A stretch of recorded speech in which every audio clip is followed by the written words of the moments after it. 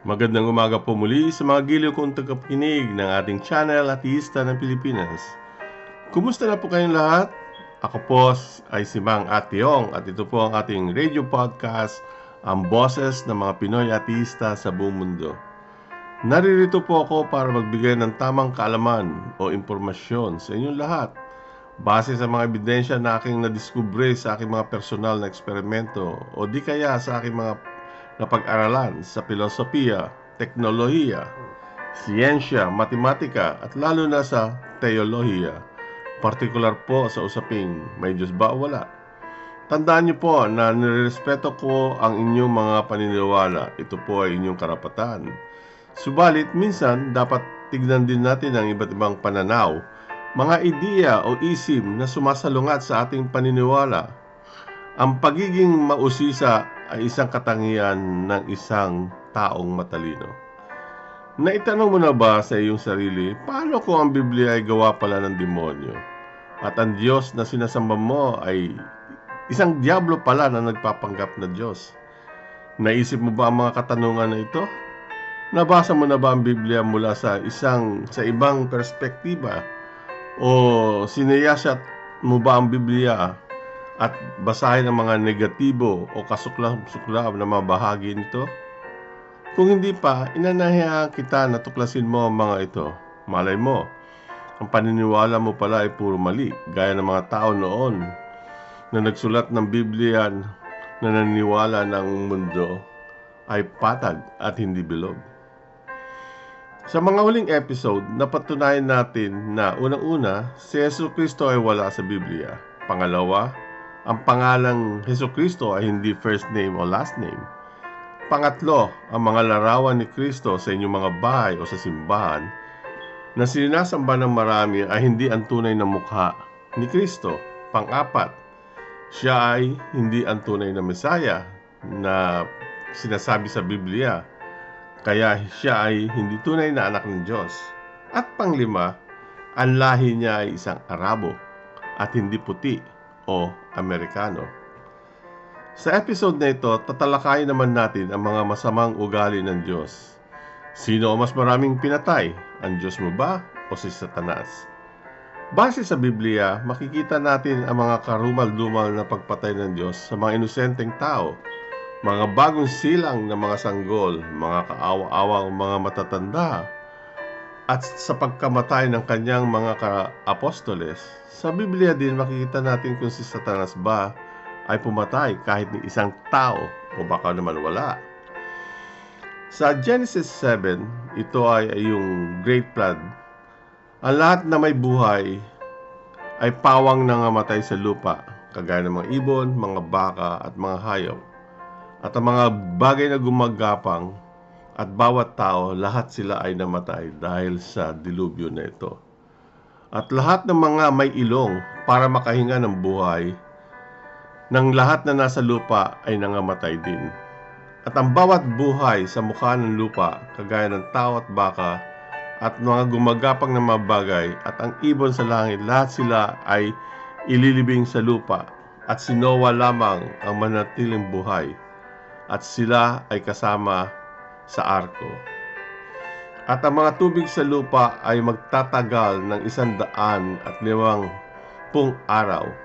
So dito, tinataya na bilyon-bilyon ang mga namatay na mga tao at hayop. Sa Exodus 12, ito yung ikasampung salot, ang kamatayan ng mga unang ipinanganak.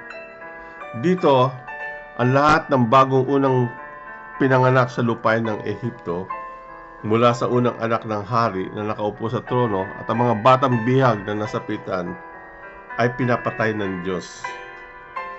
Dito, makikita natin na daan-daan ang mga tao na pinapatay ng Diyos. Sa dalawang halimbawa na ito, makikita natin kung gaano karami ang pinatay ng Diyos.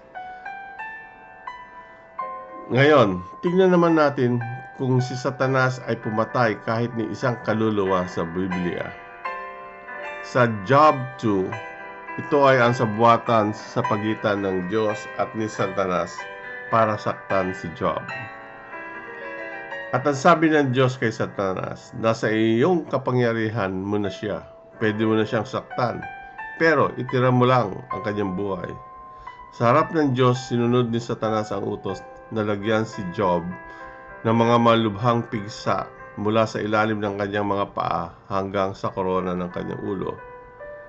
Itong libros ni Job ay nagpapatuloy lamang na si Satanas ay walang pinatay na kahit ni isang tao. Ang isang bagay na ginawa niya lang ay saktan si Job dahil ito ay utos mismo ng kanyang Diyos.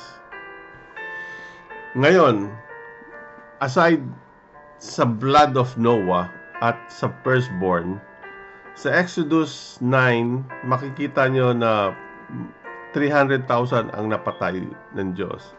Sa Genesis 41, mga 70,000. Sa Numero 31, mga 200,000. Sa Deuterium, mga 500,000. Sa Chronicle 13, merong mga 500,000 na pinapatay ang Diyos. Sa Chronicle 14, mga 1 million. Sa King 19, mga 185,000. Sa King 20, mga 100,000. Sa Samuel 24, mga 200,000. At sa iba pang mga bersyon, mga 1,000,000 din. So sa kabuuan, makikita niyo na ang Diyos ay isang taong mahilig pumatay. Dahil base sa ating statistic, makikita nyo na mga 25 million ang pinatay ng Diyos. Samantala si Satanas ay wala. Sa kabuuan ng ating mga tinatalakay mula noong unang episode hanggang ngayon, pinatunayan natin na ang Diyos ay hindi totoo base sa ating mga sumusunod na ebidensya. Ang pagkabuo ng Biblia na makikita nyo sa episode number 4, ang tunay na simbahan ng Diyos na nasa episode number 5, ang doktrina ng Katoliko na sa episode 6, 7, and 8, ang mga mali, dagdag at kasinungalingan sa Biblia na nasa episode number 9, ang pangalang Jesucristo ay wala sa Biblia ay nasa episode number 10, ang paliwanag. Si Jesus ay hindi ang tunay na Mesiyas. Ito ay nasa episode number 11. Ang kabustusan ni Jesus ay nasa episode number 12. Ang tunay na larawan o anyo ni Kristo ay makikita sa episode 13.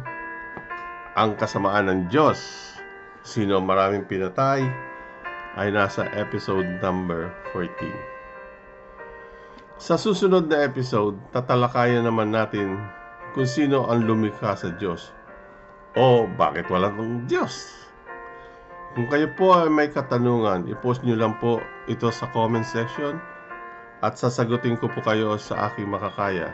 Kung gusto nyo naman maging guest sa podcast na ito, ilagay nyo lang sa comment o kaya i-email ako.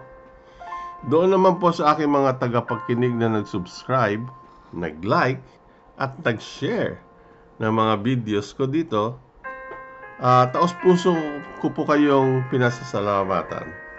Maraming salamat po sa inyo. Ito po uli ang inyong Mang Atyong na nagpapasalamat sa inyong pakikinig.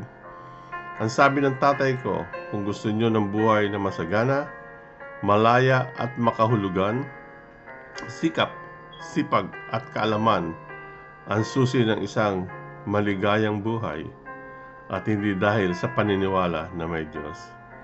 Masagana at malusog na buhay po sa inyong lahat. Paalam, ito po muli ang inyong channel, The Voice of Philippine Atheism. Maraming salamat po uli sa inyong pakikinig. Ito po uli ang inyong ateista ng Pilipinas.